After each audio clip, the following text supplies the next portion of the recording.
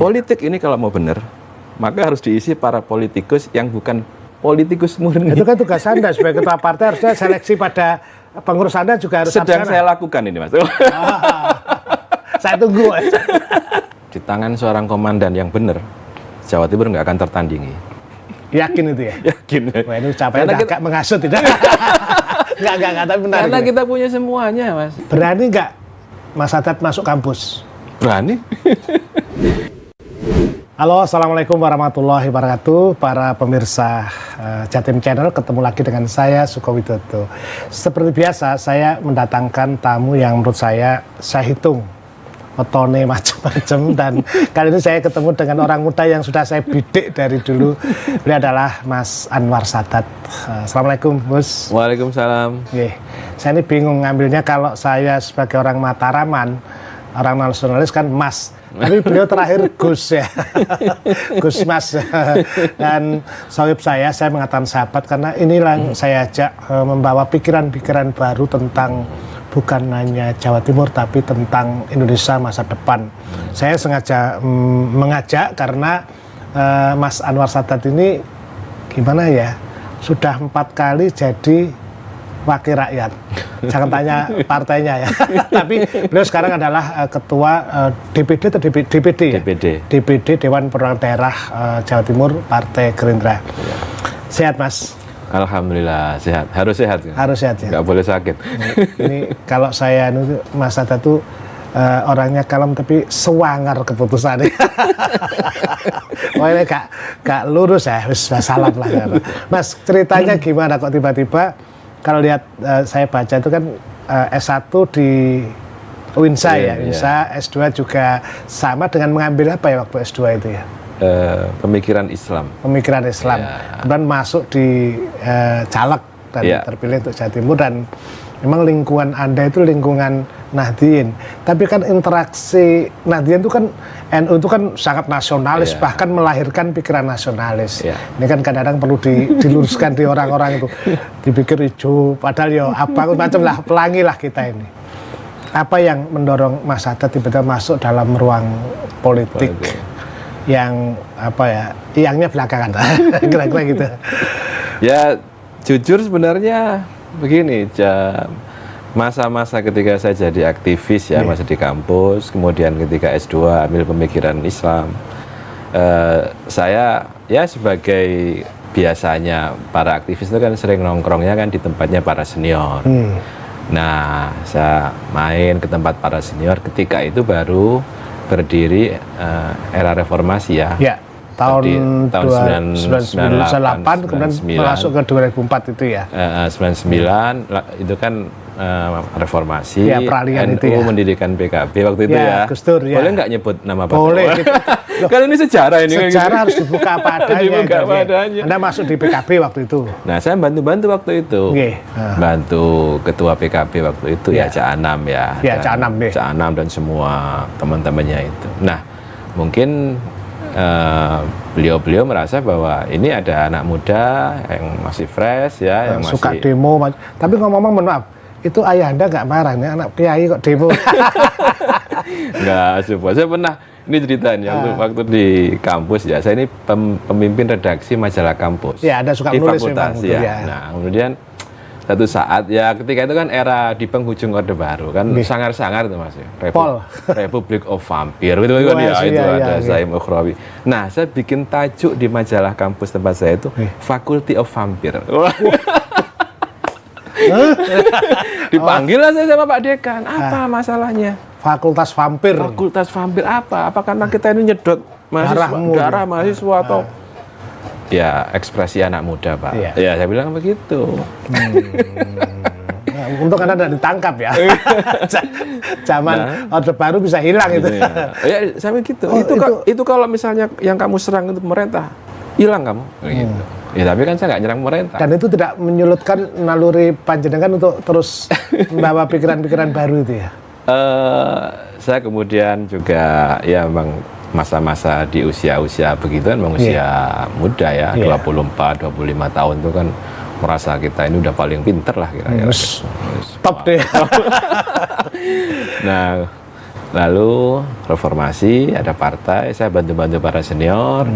Sebenarnya Mas Suko, sebenarnya ya, saya tuh nggak ada passion untuk terjun dalam dunia politik. Saya tuh pengennya itu jadi peneliti, jadi akademisi. Pengennya itu seperti itu sebenarnya. Nah ini saya beritahu teman-teman di sana ini, Mas Anwar Sadat ini kalau lihat lihat CV-nya itu memang dia itu orang yang tekun belajar, penulis, cocoknya sastrawan lah, terus meneliti karena pernah mengajar juga gitu.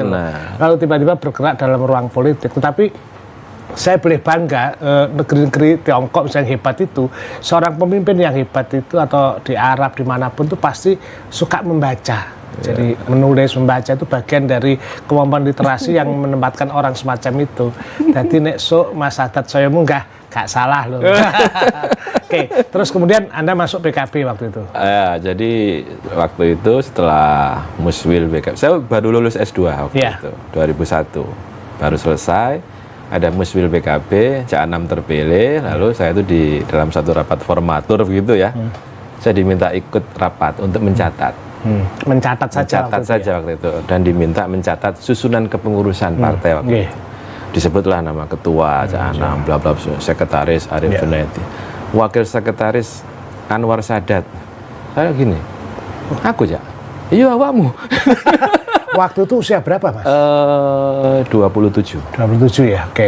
Tapi belum terus mengurusi Jawa Timur waktu itu ya? Saya nggak ada pikiran karena menurut saya hanya bantu SC waktu itu ya, bikinin mulai tata tertib, laporan pertanggungjawaban Cak Anam sebagai ketua DPW, kemudian rekomendasi, banyak lah yang saya akhirnya dijebak, diputuskan, diperintah itu namanya. Akhirnya masuklah dalam dunia politik dan tidak mentas-mentas sampai saat ini.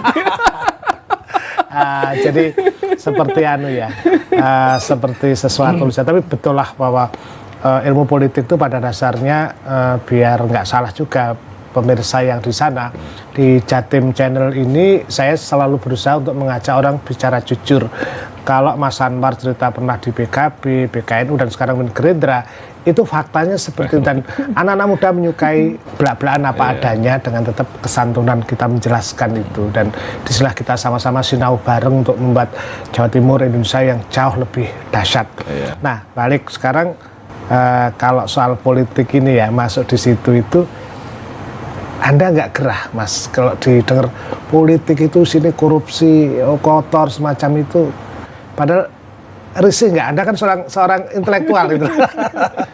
Ya memang meskipun begitu, pada dasarnya kan ya memang di lingkungan keluarga. Saya dibesarkan di lingkungan keluarga NU, pesantren di pesantren, dan memang orang tua saya, bapak saya, ibu saya, ya pengurus NU, muslimat, artinya biasa bertemu, bergaul, beraktivitas dengan masyarakat. Itu kan politik juga sebetulnya. Sebenarnya itu politik. Iya, bisa dijelaskan pada publik bahwa aktivitas yang berkaitan dengan masyarakat, that's politik sebetulnya. Sebenarnya setiap orang yang melakukan tindakan-tindakan untuk tujuan di luar kepentingan dirinya sendiri, dia masuk dalam wilayah politik sebenarnya.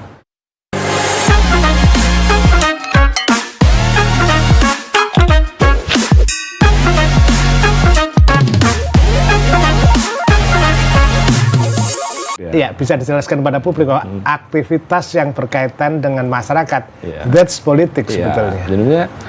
Sebenarnya setiap orang yang melakukan tindakan-tindakan untuk tujuan di luar kepentingan dirinya sendiri, dia masuk dalam wilayah politik sebenarnya. Ketika dia ingin mengubah nasib orang lain, dia ingin menciptakan sesuatu yang lebih baru atau lebih prospektif buat orang lain di luar dirinya, itu udah politik karena melibatkan orang lain.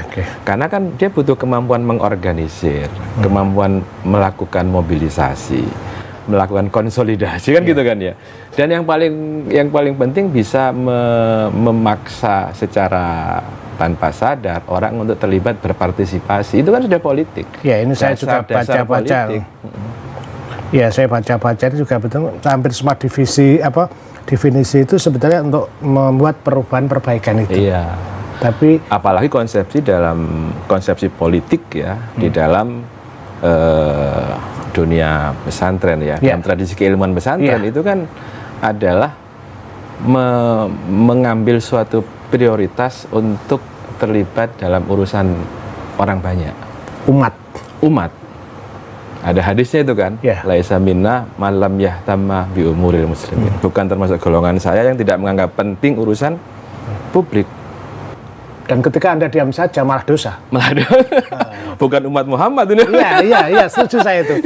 Makanya saya ini kan lama ngajar di Fakultas Ilmu Sosial dan Hukum itu menjelaskan ini kalau ada guru baru menemani saya senang ini. Harus ngajar lah sekali-kali menjadi tamu karena Gus Sadat ini juga sedang menyelesaikan doktornya juga di bidang politik Islam ya. Semoga bisa lulus dan segera mewarnai pikiran-pikiran untuk meluruskan dunia sejarah politik kita. Alik, Pak Nur Sadat sekarang posisi sebagai pemimpin atau wakil ketua DPRD Jawa Timur. Apa kisah-kisah yang menarik, menyenangkan, mengharukan, walaupun saya tahu bahwa kalau ketemu dengan masyarakat ya kayak gitu itu loh. Dan peran DPR kadang-kadang tidak nampak karena kan keputusannya kolegial ya. Monggo. Yang sangat terasa sekali kan ya, partai politik atau lembaga-lembaga politik, saya katakan bolehlah mereka itu berperan efektif pada fungsi-fungsinya sebagai partai politik, tetapi ada satu yang kurang, bahwa partai politik juga memiliki fungsi sebagai sarana pendidikan politik. Edukasi politik. Ini yang belum secara serius dilakukan baik oleh partai politik ya, atau mungkin ya lembaga-lembaga pemerintahan yang bergerak di bidang itu. Kenapa? Karena akhirnya kan masyarakat mana tahu sih urusan politik itu, ini urusannya sopo aslinya gitu. Ketika misalnya gini, ketika mereka mengalami atau menghadapi situasi di mana dirugikan oleh satu policy, kebijakan pemerintah katakan, saya ini harus bagaimana? Aku mesti wadul nang sopo. Sementara proses-proses politik yang dilakukan oleh para politikus itu kan banyak yang sifatnya mobilisasi. Coba kita mau jujur aja ya. Ini otokritik. Iya, saya sepakat. Saya tadi mau ngeritik, Anda sudah mengoto sendiri. Senang saya ini. Jadi saya nggak usah tanya. Ini otokritik misalnya. Reses turun ke bawah. Itu kan sebenarnya substansi dari representasi wakil rakyat sebagai kita sebagai wakil rakyat. Tapi reses ini yang terjadi apa? Kan mobilisasi. Undang orang. Orasi. Jargon-jargon, slogan-slogan. Tapi sah-sah saja tak boleh itu. Misalnya akhirnya kan unsur di mana kita menemukan menjaring suara, mengedukasi mereka menjadi tidak. Harusnya ada suatu forum yang namanya misalnya kita sebut sebagai meet the people misalnya, bertemu publik. Saya datang di meja ini, datang orang-orang, dia mengadukan masalahnya. Oh Pak Sadat, saya mengalami masalah ini gara-gara kebijakan pemerintah seperti ini, saya dirugikan. Itu hampir belum ada ya? Hampir belum ada. Oke, menarik. Public spare, ruang publik, tempat untuk curcol itu, untuk curhat itu kan kemana orang-orang itu coba? Ya, menarik pemirsa. Ini agak berat ya. Saya kebetulan belajar dokter saya soal ruang publik public spare. Betul yang dikatakan beliau, karena itu tadi saya benar-benar membawa hal ini agak ngangkat. Otokritik yang disampaikan menarik. Public meeting dan sebagainya. Saya kalau cerita ini bisa 3 jam. Tapi saya tanyakan beliau yang memulai, saya harus menutupnya juga. Berani nggak Mas Sadat masuk kampus? Berani. Itu kan dunia saya yang hilang. Saya catat ya dia, saya catat nih. Beliau akan masuk kampus dan saya akan menunggui karena apa? Ini menarik bahwa selama ini kan kampus dianggap apolitik, mercusuar, tapi mengkritik luar biasa. Sementara Anda juga ternyata melakukan autokritik, itu yang saya tangkap. Jadi kita berharap para BEM mahasiswa silakan nanti Anda bisa datang ke Jatim Channel ini di JTV dengan Mas Sadat, kita diskusi karena goals dari politik adalah mencari solusi untuk kebaikan masyarakat itu yang menjadi penting. Saya terima kasih nih, saya hampir speechless nih kalau ada pertanyaan saya tiba-tiba dan Anda mengatakan berani, itu saya senang gitu. Berarti wali ya saya.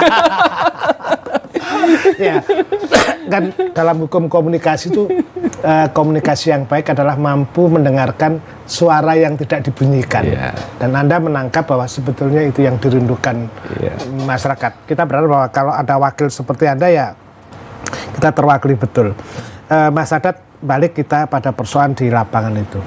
Nah, apa persoalan-persoalan mendasar yang Anda temui selama reses, selama Anda bertemu masyarakat itu, anggap aja tidak harus Jawa Timur, tapi dimanapun Anda melihat itu, seperti apa yang Anda mimpikan sebetulnya masyarakat, masyarakat demokrasi, masyarakat Madani itu kudune kaya apa itu saja nih? Iya, pada dasarnya kan ini, saya membangun suatu persepsi ya di masyarakat bahwa sebenarnya pemilu itu bukan kepentingan, bukan urgensi dari caleg semata-mata. Bukan urgensi caleg. Iya. Bukan hanya urusan katakanlah saya. Aku dadi, bukan itu ya. Duduk urusan aku dadi. Ini aslinya ya sebenarnya adalah urgensi mereka sendiri. Jadi kepentingan menjadikan seorang legislator itu juga kepentingan mereka. Gitu. Iya. Ini kan ada jarak yang jauh tuh sekarang ini Mas Yoko. Sampean tadi katakan bahwa masyarakat kampus suka mengkritik, karena saya memahami kritik yang begitu tajam ya, setajam silet kepada para politikus itu dan partai politik itu. Saya ngerti kenapa, karena yang dilihat kan ujungnya praktik politik, perilaku politik yang tidak lagi dianggap ideal. Perdebatan yang tergambar dari perdebatan antara founding fathers di masa lalu ya. Antara Bung Karno dengan Syahrir, itu kan sangat bernas, sangat indah, sangat cerdas. Saya kalau baca itu Mas, jujur, baca risalah rapat risalah zaman-zaman dulu PPUPKI. PPUPKI. Itu begitu prospektif, begitu merupakan kombinasi antara kedalaman intelektualitas dan integritas. Mereka orang-orang yang punya integritas. Nah, itu kan nggak ditemukan lagi sekarang. Yang ada hanya gimmick-gimmick itu kan ya, omong kosong, kemudian pencitraan. Nah, ini yang di mana kita menemukan seperti itu. Menurut saya para politikus harus menghadirkan kembali suasana berpolitik yang asyik begitu ya, di mana di situ ada gagasan, ada ide. Saya bilang itu marketplace gagasan, tempat semua ide ditawarkan. Makanya itu sebetulnya kenapa sila keempat tuh ada kerakyatan yang dipimpin oleh himah kebijakan dalam permusyawaratan perwakilan. Itu yang saya kira kita ketemunya kalau kita baca Syahrir, Soekarno dengan indahnya, dan mereka mengkritiknya itu tidak ada yang terluka karena disertai fakta dan dengan etik yang luar biasa dan pendalaman tadi. Idealisme itu. Dan menggunakan metafor. Gitu tidak sekedar pokoknya tadi. Saya pernah baca buku atau lihat di YouTube yaitu soal ketika Bung Karno diledek oleh teman-temannya, dia kalah berdebat dengan Syahrir. Yang dijuluki Bung Kecil itu. Dikritik waktu Bung Karno gimana Anda? Argumentasi Anda dipatahkan oleh Bung Kecil. Jangan salah, saya ini rotan, kata Bung Karno. Rotan nggak bisa patah, dia hanya melengkung. Untuk kemudian berbalik mengatakan lawan, itu kan metafor. Kecerdasan dan penjawabnya tidak emosional sama sekali. Dengan metafor, personifikasi yang saya kira. Jadi menarik ini. Mas Hukum menemukan itu sekarang di mana coba?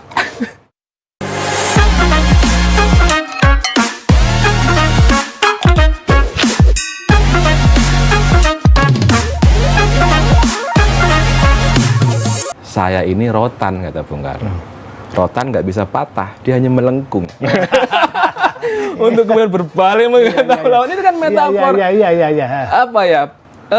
Kecerdasan dan penjawabnya tidak emosional sama sekali. Dengan metafor, personifikasi yang saya kira. Jadi menarik ini. Mas Hukum menemukan itu sekarang di mana coba? Kita pokoknya gini, di televisi itu ada orang tua. Itu menarik itu. Ada orang tua yang dimarahi oleh anak muda.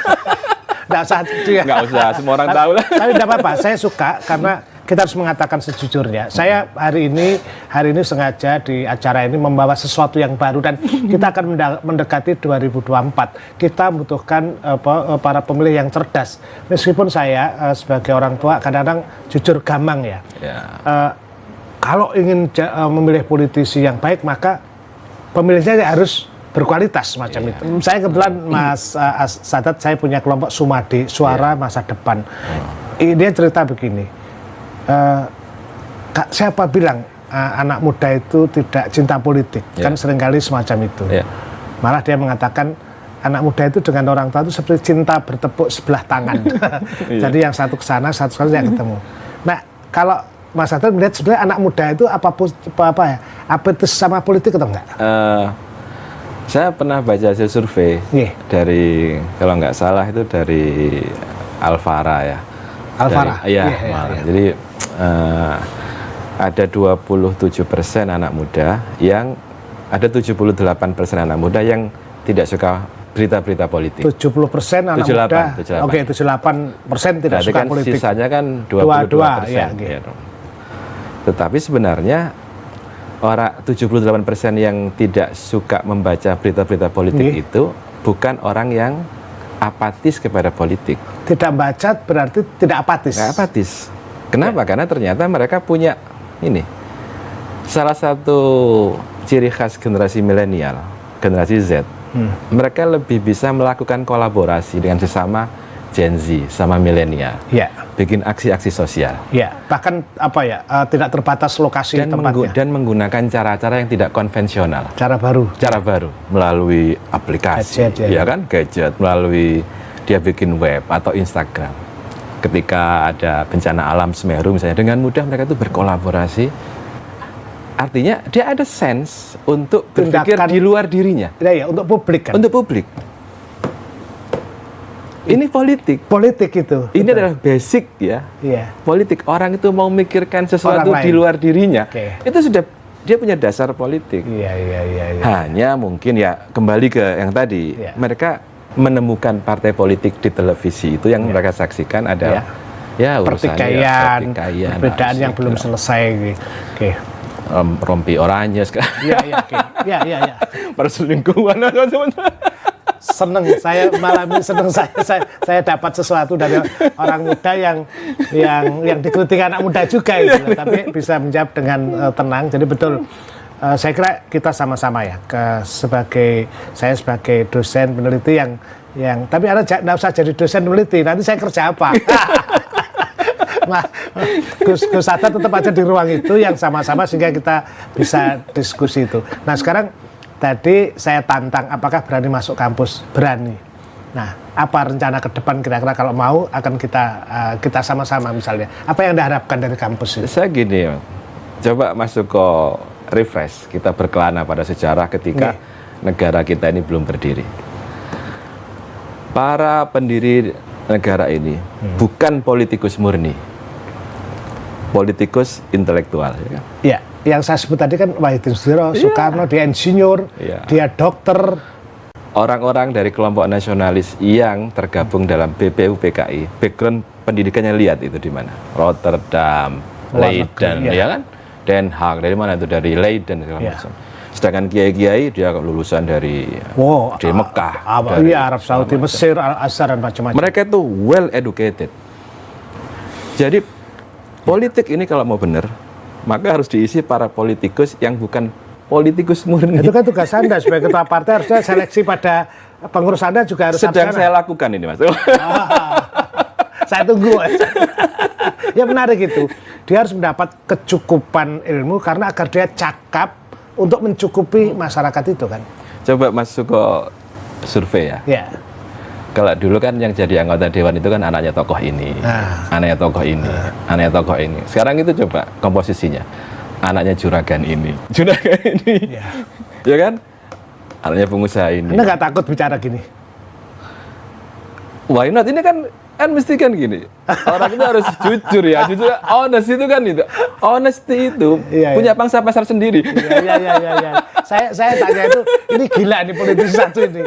Betul, jadi di masa silam. Ini akan laku bagi orang yang mencintai kejujuran kan gitu kan. Iya. Jadi intelektual menjadi kunci. Jadi ini yang kemudian anak-anak kemudian menyebut wah kapitalisme politik gitu. Jadi mari kita sinau bareng ini otokritik dan ya jangan cara begini karena kalau itu diteruskan maka proses distraksi bangsa, anak bangsa juga rumit sekali. Dan partai politik kan punya satu fungsi mengedukasi, komunikasi dan kemudian agregasi dan kemudian mengaspirasi rekrutmen pemimpin. Salah satunya adalah rekrut pemimpin. Nah sekarang pemimpin itu kan bukan soal usia tapi soal kematangan. Tapi yang matang dari politisi adalah sebenarnya bisa dilihat dari kualitas pendidikan. Ya pendidikan yang benar loh pokoknya. Nah dari situasi pengalaman itu sebenarnya kalau lihat Jawa Timur misalnya, itu sumber daya alamnya itu kan luar biasa, sumber daya manusianya juga luar biasa. Saya sangat kagum dengan pondok pesantren yang punya kemandirian cara kemandirian. Beberapa hal apalagi sudah bisa beradaptasi dengan perubahan dengan kemampuan teknologi itu.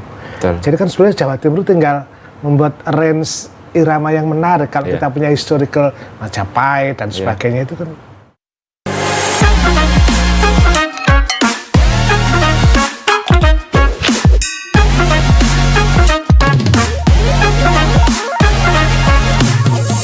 Saya sangat kagum dengan pondok pesantren yang punya kemandirian cara kemandirian. Beberapa hal apalagi sudah bisa beradaptasi dengan perubahan dengan kemampuan teknologi itu.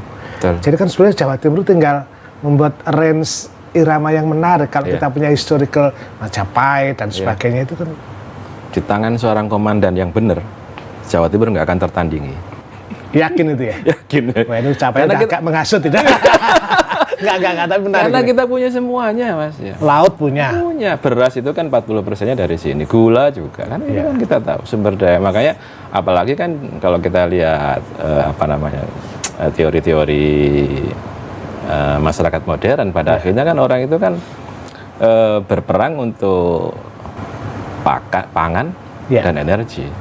Kan ketika kisah-kisah peperangan di Timur Tengah itu kan berkelahi bukan minyak waktu itu kan soal oase, soal air, sumber air kan. Sumber air. Dan kita punya itu. Punya. Sehingga sebenarnya tidak harus berperang. Nah, sekarang tinggal nunggu Mas Sadat itu buat revolusi reformasi tentang rekrutmen para politisi ini. Saya punya harapan besar karena memang saya merasa di usia saya seperti sekarang ya banyak orang mengatakan saya dipanggil senior ya kan mungkin 4 periode itu ya. Padahal ya. Menurut saya juga banyak mengambil pelajaran penting dari sejarah kebangsaan kita bahwa pemimpin itu amat jarang yang lahir secara alami, dia diciptakan bahkan dia dibimbing. Pemimpin bangsa ini kan baik yang akhirnya berseberangan itu lahir dari kos-kosannya Cokroaminoto. Nah, saya ini sama ilmunya nih. Kalau udah ngomong Cokroaminoto, ini ya guru mantune Kiai Besari. Punya 3 murid, 1 Semaun yang kemudian mendirikan negara komunis, Kartosuwiryo negeri Islam, kemudian Soekarno dan yang mana kan nasionalis. Nah, dan Musso juga. Pemberontak pertama dalam sejarah kan ya Musso. Kan hasil dari semacam ini. Ini kalau ada politisi sinawin ini punjernya ilmu soal kebangsaan ini. Mas Sadat ini kapan-kapan kita harus keliling ke sekolah-sekolah ya untuk menjelaskan historikalnya. Karena apa? Sebuah bangsa yang tidak mempelajari sejarah masa silam, adat istiadat, asal usulnya itu sama dengan pohon tanpa akar. Hari ini akar itu agak tidak kuat dan kita bisa roboh. Apa kira-kira kalimat yang harus Anda ucapkan untuk anak muda agar ini loh sebetulnya keinginan Anda. Saya tahu bahwa Mas Sadat juga sedang mengalami kegelisahan terhadap terutama rekrutmen kepemimpinan itu. Kira-kira apa yang Anda harapkan orang-orang muda agar bisa sama-sama kita untuk membangun Jawa Timur dan Republik ini? Iya, saya rasa gini, kita kembalikan kepada substansi politik ya. Ya, fakta bahwa tampilan politik itu seperti itu adalah satu realita yang kita hadapi bersama, tantangan itu. Tapi itu kan sebenarnya itu yang dominan, padahal itu hanya kecil aja harusnya. Ya. Tapi kan di balik itu, bahwa politik itu kan memberikan suatu kewenangan konstitusional yang begitu besar. Ya kan, yang begitu besar.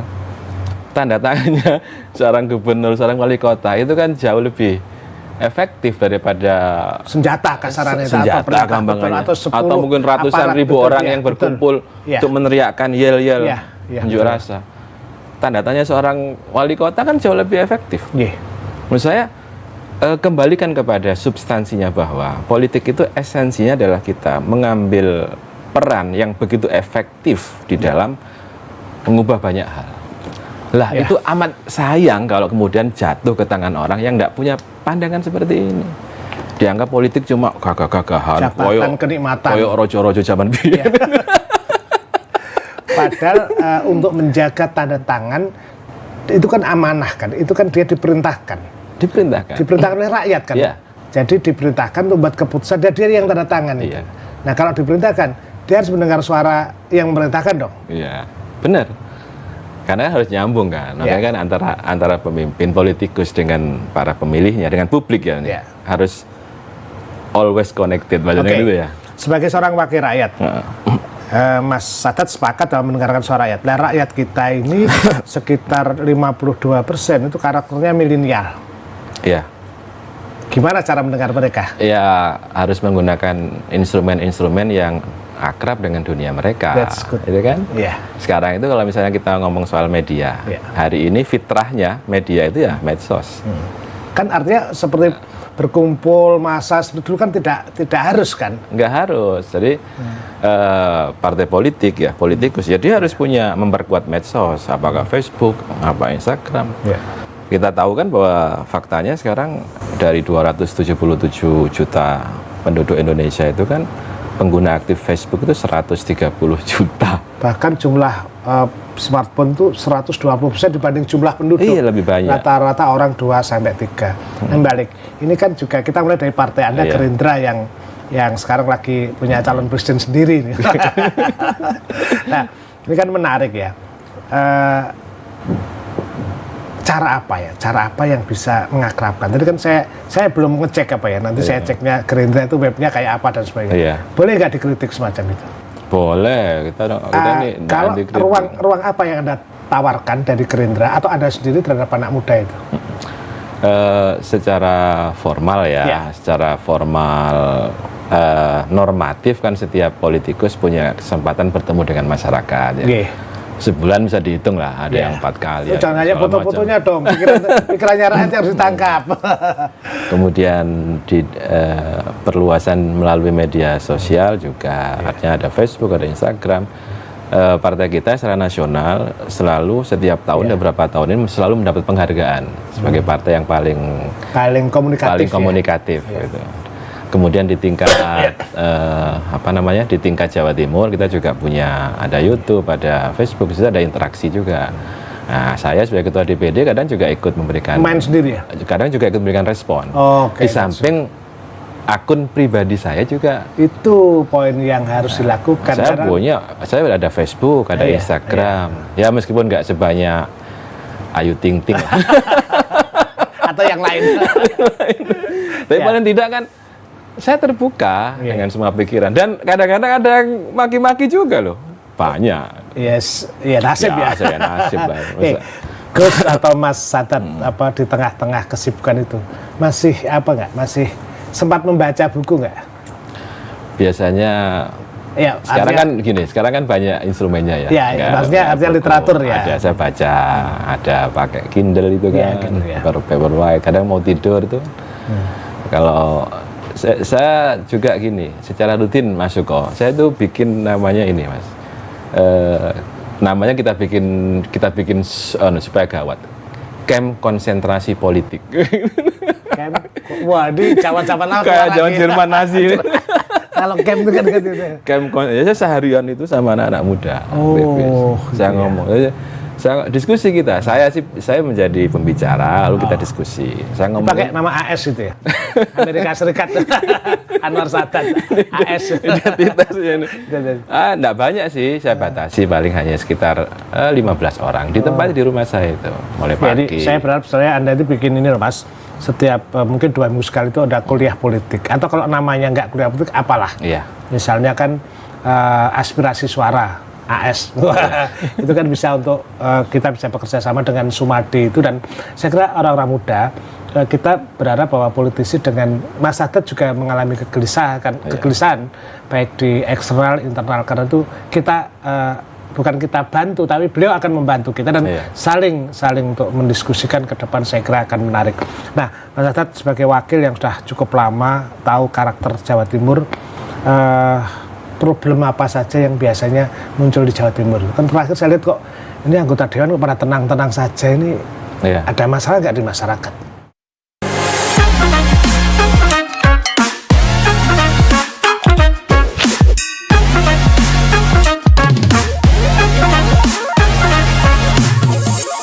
Mas Sadat sebagai wakil yang sudah cukup lama tahu karakter Jawa Timur, problem apa saja yang biasanya muncul di Jawa Timur? Kan terakhir saya lihat kok ini anggota dewan kok pada tenang-tenang saja, ini ada masalah nggak di masyarakat?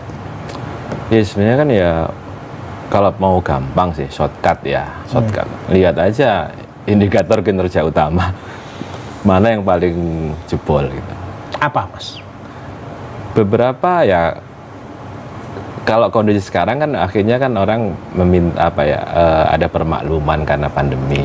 Hampir semua itu mengalami negara, bahkan kita beruntung ya di Jawa Timur masih bisa makan. Coba lihat di Spanyol, tempat lain juga ngeri juga. Iya, saya beberapa hari yang lalu saya menghindari juga pertemuan-pertemuan yang sifatnya seremonial. Saya datang ke petani, apa urusanmu? Ternyata kekeringan. Kadang-kadang ada juga kebijakan yang memang diambil itu tidak memperhitungkan local wisdom. Ini ada misalnya gini, kenapa kamu kok nggak berhasil itunya Pak? Panennya itu. Waktu itu oleh Dinas Pertanian diminta mempercepat masa tanam. Karena waktu itu kan sudah mulai hujan. Kalau nggak salah bulan April. Nah, ternyata mereka punya logika sendiri kan bahwa di bulan April itu mungkin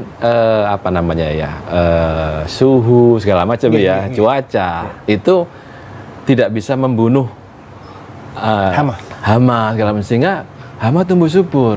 Mungkin kalau lihat hujannya, wah ini bisa lebih cepat tanam, lebih cepat panen, lebih cepat punya uang kan. Tapi ternyata nggak bisa kayak gitu. Sehingga yang panen bulan April nggak ada yang berhasil. Sedangkan yang panen bulan Mei malah berhasil. Reguler itu bulan Mei. Berarti logika setempat yang lebih bagus. Iya, jadi mestinya harus dikawinkan ya. Kemajuan teknologi itu mesti menyatu juga ya dengan adat istiadat, kebiasaan, lokal wisdom. Saya bukankah itu yang kita temukan di Ohio ketika daerah itu menanam misalnya gandum atau apa, itu kan bertemu petani, kemudian ada parlemen, ada orang pemerintah, ada para profesor duduk bareng untuk merumuskan itu. Harusnya ya gitu, memang seharusnya begitu. Saya berharap itu ada perintahkan juga dong kepada pemerintah agar melakukan seperti itu. Karena gini loh, kadang-kadang saya bagaimana sebuah keputusan dengan petani, tapi keputusannya di ruang ber-AC. Keringetnya petani nggak terasa. Jadi kita mungkin sama-sama ya, kalau itu bisa dilakukan kan akan saya sudah mengalami itu sejak periode pertama Mas Joko saya di Dewan. Satu saat saya itu pernah berada di komisi yang membidangi kehutanan gitu. Ya, kita bikin raperda mengenai moratorium logging waktu itu. Karena ada bencana alam di Pacet kalau nggak salah longsor atau korban itu. Muncullah satu keinginan bikin perda yang mengatur soal lingkungan, pemotong pohon. Lalu kita bikin namanya itu sebenarnya larangan waktu itu lah. Akhirnya diganti lagi dengan moratorium, ya penghentian sementara. Tahu nggak Mas Joko? Apa? Kita didemo oleh masyarakat pengusaha mebel. Itu juga rakyat kita. Itu rakyat kita. Aduh, dia punya tukang, dan dia juga bayar pajak negara. Jadi memang kadang-kadang ya ada sesuatu yang sama, saya juga punya pengalaman itu betul. Gitu. Jadi kita ini pernah bantu sebuah daerah itu dengan peralatan, dengan asumsi kalau tidak pakai alat orang bisa sakit gitu loh.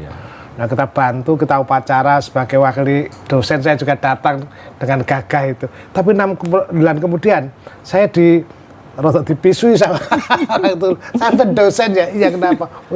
Karena ternyata mereka punya logika yang karena kami buat keputusan ya di ruang kampus dan ruang lab saja. Jadi memang apa ya, cara untuk keputusan itu harus apa konteksnya, pelibatan semacam itu. Nah ini kan kembali soal 2024 dan saya mau tanya soal ini Mas. Ini kan ngomong kadrun sama kampret apa semacam itu. Di Jawa Timur nggak jalan ya insya Allah ya? Nggak jalan lah. Nggak jalan ya? Nggak ada, karena ya itu kan dibikin juga kan. Dan sebagai seorang NU, seorang intelektual, Mas Sadat kan yo sangat nasionalis kan sakjane itu loh. Orang kadang-kadang NU itu wah ini nanti, tapi sebenarnya NU kan lebih nasionalis sebenarnya. Artinya lebih apa ya, dia puncernya justru itu puncak semacam itu.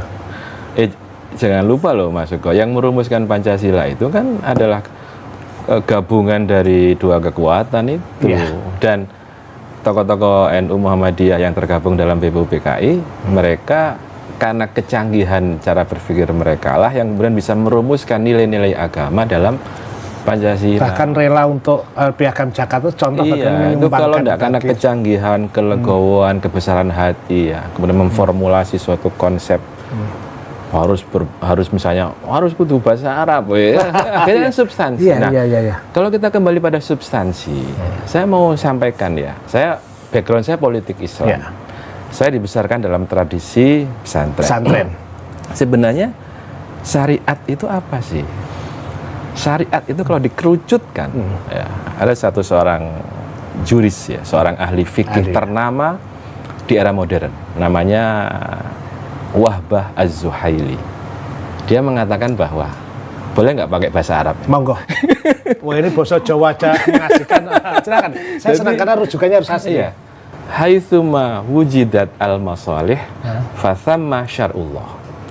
Di mana ditemukan masalih, kemaslahatan, maka di sanalah ada syariat Allah. Yang kita lakukan kemaslahatan tuh Mas. Iya. Nggak perda ya kemaslahatan. Untuk orang banyak. APBD ya kemaslahatan. Kan bikin irigasi, bikin ini. Kan masalah sebenarnya bagi orang yang mengerti syariat, ya itu syariat. Iya. Cuman tidak ditulis sistemnya, nggak perlu, nggak harus diteriakan syariat perda, nggak perlu. Makanya saya mau ngomong yang agak ekstrim. Syariat ya di tangan orang yang mengerti syariat jadi solusi. Ini kalimatnya penting sekali. Syariat di tangan orang yang mengerti syariat, solusi, maka syariat akan ada solusi yang menarik. Waktu saya nggak nemu orang di tempat lain literatur ya. Tapi begitulah seorang politisi yang bacanya luar biasa dan sekarang sedang menyusun disertasi dan kita berharap itu menjadi sesuatu tapi saya tetap nagih tadi jawaban saya ketika saya tanya Anda berani datang ke kampus kata Gus Sadat wani. Saya terima kasih Gus dan mungkin tapi sebelum berpisah mungkin ada pesan untuk anak-anak muda biar kita butuh dukungan sama-sama untuk membangun Jawa Timur Indonesia. Soal ini mungkin bisa disampaikan kepada masyarakat Republik apapun yang perlu pesan dari Pak Guru kita. Ya jangan jengah ya, jangan anti politik karena kita ngelihat pada substansinya bahwa betapa besar kewenangan yang dimiliki oleh politik ya, yang dilindungi oleh undang-undang, yang diberikan oleh undang-undang itu harus diisi oleh orang-orang yang mengerti logika politik, cara bagaimana mempengaruhi orang, cara bagaimana membuat policy kebijakan yang ujungnya adalah kemaslahatan. Itu saya kira harus diisi oleh orang-orang yang mengerti soal itu. Nah, menurut saya anak-anak muda sekarang apapun backgroundnya, apakah dari kampus ya, dari sekolah-sekolah umum, dari pesantren, apalagi dari pesantren, itu pelajaran di pesantren itu banyak dengan prinsip-prinsip nilai-nilai yang yang berkaitan dengan bagaimana membuat kualitas kehidupan masyarakat itu lebih baik. Mas Haddad, luar biasa, dan pemirsa, di dunia itu tidak ada yang abadi, selalu berubah. Yang abadi adalah perubahan itu sendiri. Dan kalau Anda mau merubah, melihat keadaan menurut Anda tidak bagus, Anda tidak cukup berteriak, tapi masuklah seperti Anwar Sadat yang kemudian masuk dalam itu dan ingin memperbaiki. Terima kasih, Mas. Terima kasih banyak. Mohon maaf karena sampai ketemu di lain kesempatan, dan saya pasti akan mengundang beliau AS Anwar Sadat untuk mendiskusikan masa depan. Terima kasih, dan saya Sukodoto pamit undur. Wassalamualaikum warahmatullahi wabarakatuh.